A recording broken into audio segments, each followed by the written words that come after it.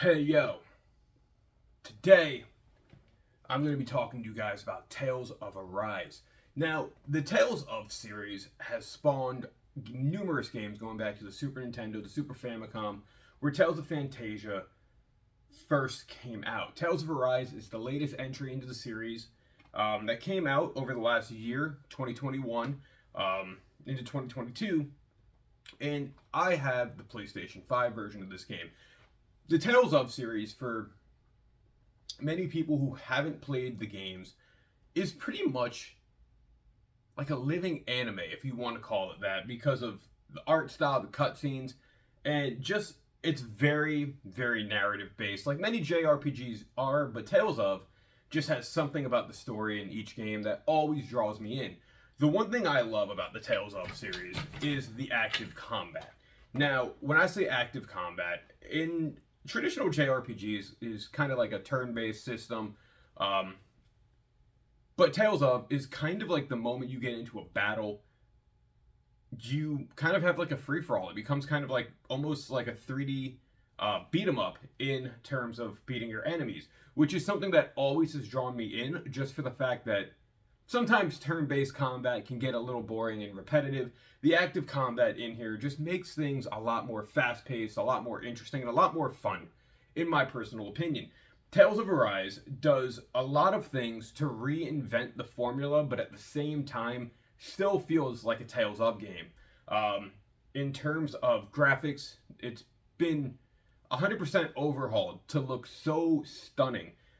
One thing people know of the Tales of series is how you can have little interactions outside of the main story that kind of are like cutscenes, but also show character progression, story progression, stuff along those lines.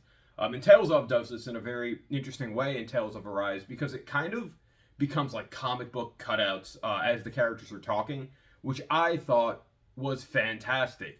In Tales of Arise, you play as Alphen, who is basically a guy trying to like re discover his memories that he's forgotten. And in the beginning of the game, you have an iron mask on that slowly kind of breaks away as the game progresses. But I don't want to get too much into the story for spoiler, reasons. For my personal opinion of Tales of Arise, I spent about 45 hours into this game, and it was one of the first JRPGs that actually made me want to do the side quests instead of just going through the main story.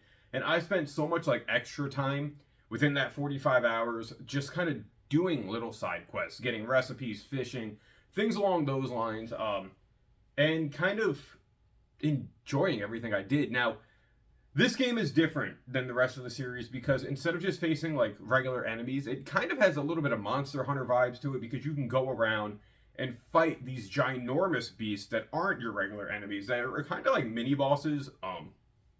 And each one of them has like a specific weak point and things along those lines, which was a cool addition, even though in my opinion it did get a little repetitive towards the end. The amount of battles you also encounter in this game is a little high for my liking, but they were always fun. They were just annoying that you're trying to progress through a dungeon and boom, battle. But that's kind of just JRPGs. There's so much to do in this game. The game is beautiful on the PlayStation 4 in 4K. They do have a frame rate mode as well to kind of boost the frame rate and lower the resolution a little bit, but it doesn't do it too much. And I really didn't notice a difference between going through the two.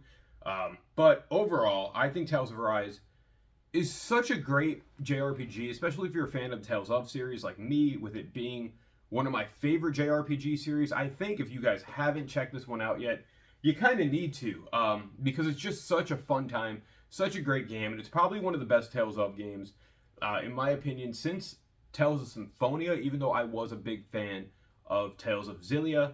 But yeah, check this one out, guys. As always, thank you for watching. Like, share, and subscribe. Until next time, I'll catch you later. See ya. Bye.